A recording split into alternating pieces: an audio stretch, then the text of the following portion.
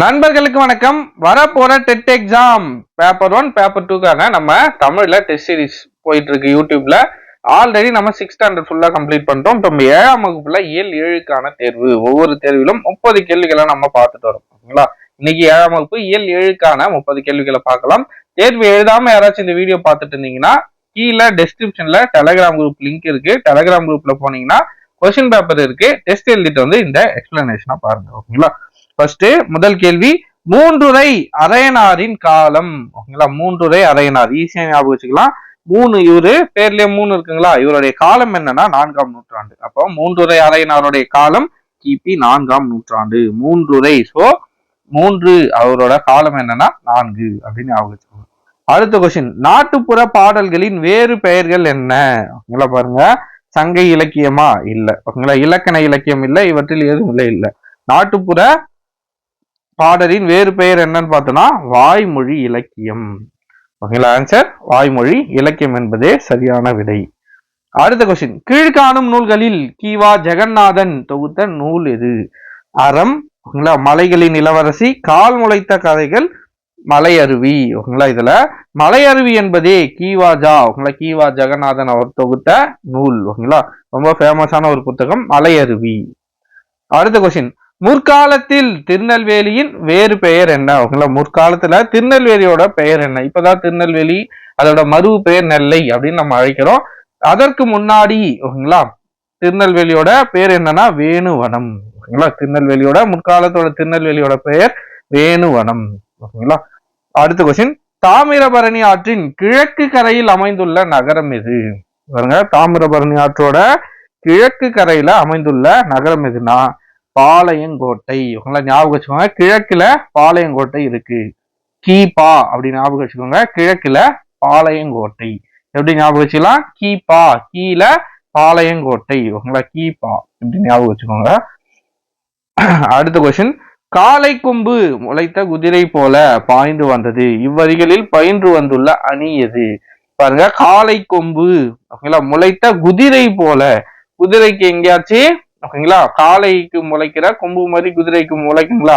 முளைக்காது. கற்பனையில தான் அந்த யூனிகான் சொல்லுவாங்க. ஓகேங்களா?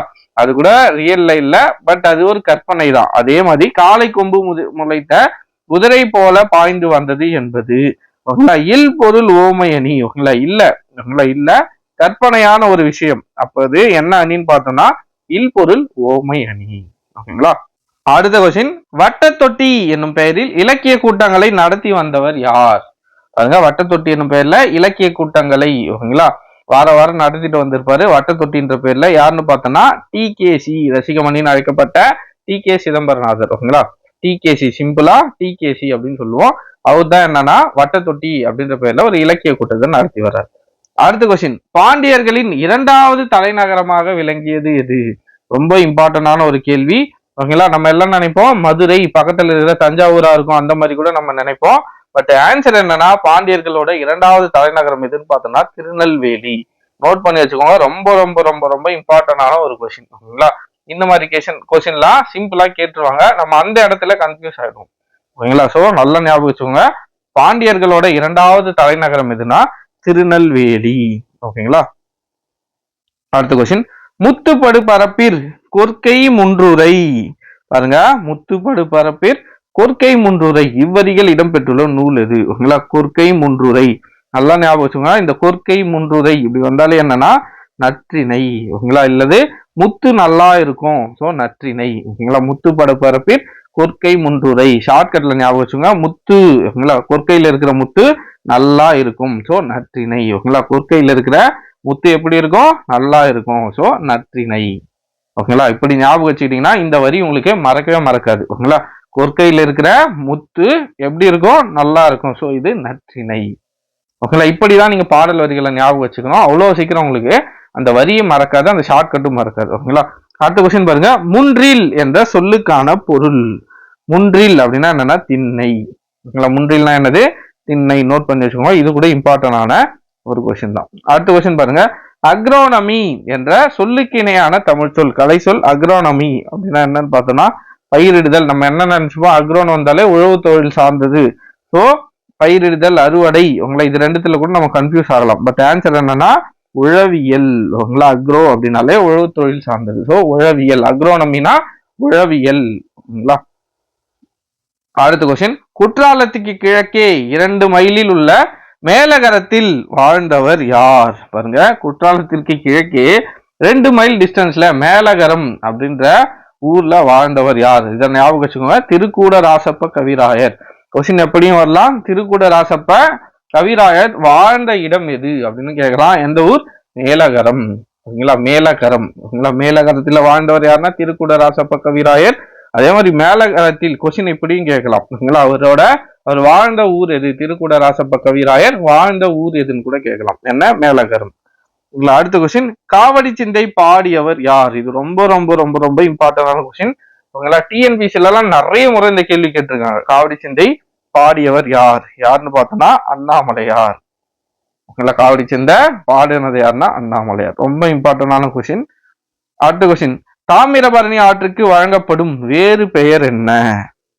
பாருங்க, பச்சையாறு, சிற்றாறு, கடனா நதி, இதெல்லாம் தாமிரபரணி. ஓகேங்களா, அந்த நதிகளோட இணையிற நதிகள். ஓகேங்களா, தாமிரபரணி ஆற்றுக்கே வழங்குற வேறு பெயர் என்னன்னா தன்பொருணை. உங்களை தன்பொருணை, புனல் நாடு அப்படின்லாம் வரிகள் இருக்கு. உங்களை இவத புகழ்ந்து பாடப்பட்டுள்ள வரிகள். உங்களை தாமிரபரணி, தன்பொருணை. அப்போ அதோட வேறு பெயர் என்ன? தன்பொருணை. அடுத்த கொஸ்டின் பாருங்க, புதியலாயினும் இமயலாயினும் 17 அறியாய் பழங்குடி. இவ்வரிகள் யாருடையது? புதியலாயினும் இமயலாயினும். ஓகேங்களா, புதிய மலையா இருந்தானா இமயமலையாக இருந்தா என்ன அப்படின்ற வரிகள். புதியலாயினும் இமயலாயினும் இப்படி வந்தாலே நீங்க சிம்பிளா கண்டுபிடிச்சிடலாம். யாருடைய வரிகள்? இளங்கோவடிகளோட வரிகள். ஓகேங்களா, ஞாபகம் வச்சுக்கோங்க. புதியலாயினும் பாருங்க, இங்க இருக்கிற புதிய மலைய இமயமலையோடு ஒப்பிட்டு எழுதியிருக்காரு. ஓகேங்களா, அப்படி ஒப்பிட்டு எழுதுனது யாரு? இளங்கோவடிகள். ஞாபகம் வச்சுக்கோங்க. இங்க இருக்கிற புதிய மலை, நம்ம அகத்திய மலை அப்படின்லாம் சொல்லுவாங்களா, அந்த புதிய மலைய இமயமலையோடு ஒப்பிட்டு சொன்னவர் யாருன்னா இளங்கோவடிகள். ஞாபகம் வச்சுக்கோங்க. ஓகேங்களா, அவசரத்துல திருக்கூட ராசப்ப கவிராயர்னு போட்டுறக்கூடாது. ஓகேங்களா, மலைன்னு வருது, ஸோ அவராதான் இருப்பார்னு நினைச்சு அதை போட்டுறக்கூடாது. ஓகேங்களா, புதியலாயினும் இமயலாயினும். ஓகேங்களா, புதிய மலை இமயமலையோட கம்பேர் பண்ணது யாருன்னா இளங்கோவடிகள். அடுத்த கொஸ்டின் பாருங்க, காவற்புரை. ஓகேங்களா, காவற்புரை அப்படின்னா என்ன? ஓகேங்களா, சிறைச்சாலை.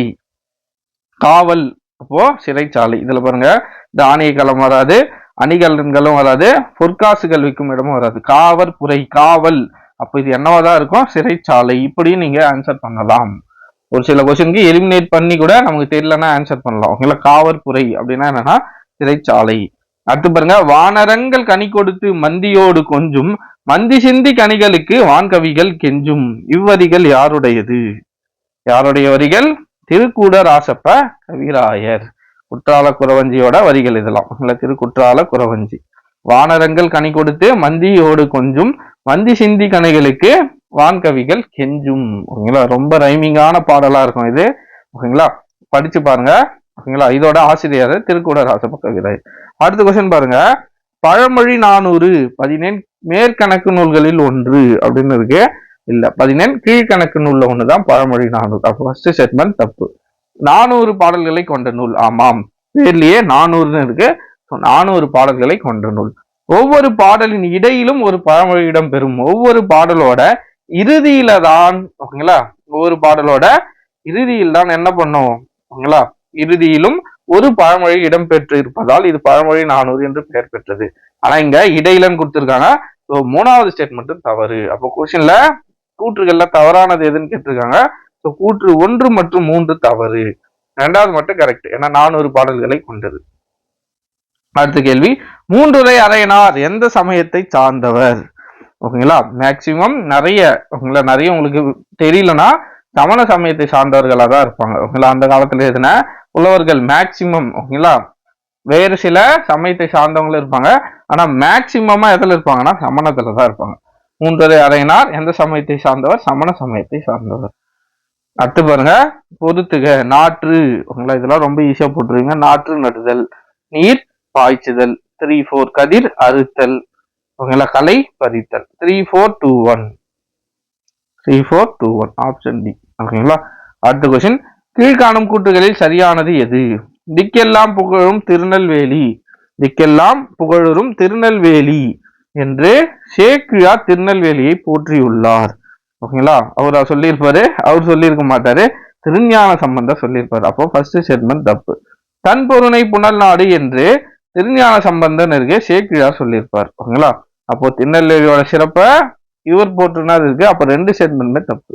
திக்கெல்லாம் புகழும் திருநெல்வேலின்னு போட்டுனது யாருன்னா திருஞான சம்பந்தர். தன் பொருணை புனல் நாடு அப்படின்னு போட்டுனது சேக்கிழார். ரெண்டு பேர் மட்டும் மாறி இருக்கு. சோ கூட்டுல எது சரின்னு பார்த்தோம்னா எதுவுமே சரியில்லை. சோ இவற்றில் சரி ஏதும் இல்லை. ஓகேங்களா. ரெண்டு ஸ்டேட்மெண்ட்மே தப்பு. திக்கெல்லாம் புகழும் திருநெல்வேலின்னு சேக்கிழார் சொல்லல, அதே மாதிரி தன் பொருணை புனல் நாடுன்னு திருஞான சம்பந்தரும் சொல்லல. ஓகேங்களா. அப்படியே பேர் மட்டும் மாறிட்டு இருக்கு. ஓகேங்களா. அப்போ ஆன்சர் ரெண்டுமே தப்பு. சோ சரி ஏதும் இல்லை. அடுத்த கொஸ்டின், ஓமை ஒரு தொடராகவும் ஓமேயம் ஒரு தொடராகவும் வந்து ஓம உருவு மறைந்து வந்தால், நல்லா ஞாபகம் வச்சுங்க, ஊம உருவு வெளிப்படையா வந்தா ஊமையணி, அதுவே ஊமை உருவு மறைந்து வந்தால், ஓகேங்களா, போல அண்ணா இந்த மாதிரி ஊம உருவுலாம் மறைந்து வந்தால் அது எடுத்துக்காட்டு ஊமையணி. ஓகேங்களா. அகழ்வாரை தாங்கும் நிலம் போல தம்மை இகழ்வார் பொறுத்தல் தலை. இதுல போல என்பது வெளிப்படையாக வந்திருக்கு. ஓகேங்களா. இப்படி போல என்ற சொல், அதாவது வேற்றுமை ஊம உருபு சொல். ஓகேங்களா. ஊம உருபு சொல் மறையாம, ஓகேங்களா, டைரக்டா வெளிப்படையா வந்தா அதை நம்ம என்னன்னு சொல்லுவோம், ஓமையணி. ஓகேங்களா. அதுவே அந்த போல அப்படின்ற ஊம உருபு மறைந்து வந்தால் அது என்னன்னா எடுத்துக்காட்டு ஊமையணி. ஓகேங்களா. மறைந்து வந்தால் எடுத்துக்காட்டு ஊமையணி, வெளிப்படையா வந்தா வெறும் ஊமையணி. ஓகேங்களா. அதை ஞாபகம் வச்சுக்கோங்க.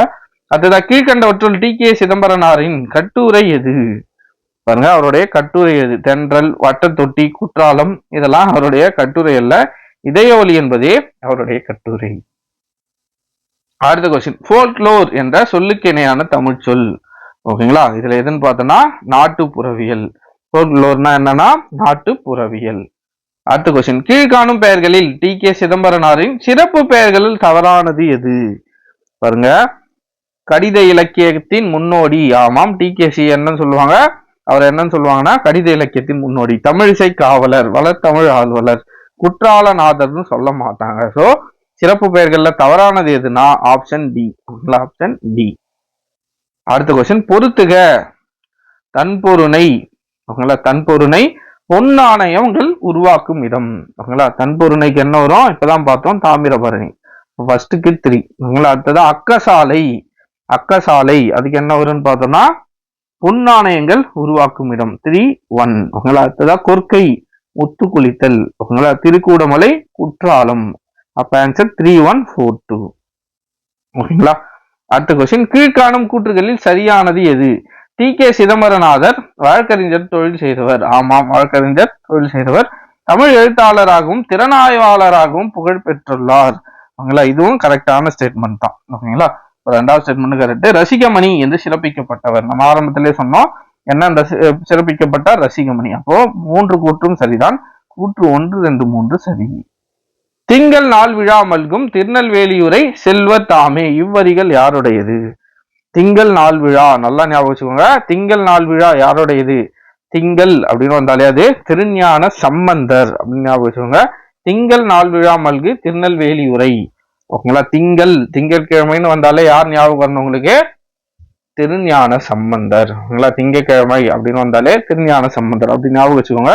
ஏன்னா வரிகள் நமக்கு கன்ஃபியூஸ் ஆயிடும். கடைசி கட்டத்தை எக்ஸாம் எழுதும்போது இவரா அவரா 2 ஆப்ஷன்ல வந்து நிற்கும். அதனால என்ன பண்ணீங்க, திங்கள் அப்படின்னு வந்தா திருஞான சம்பந்தர் அப்படின்னு ஞாபகம் வச்சுக்கோங்க.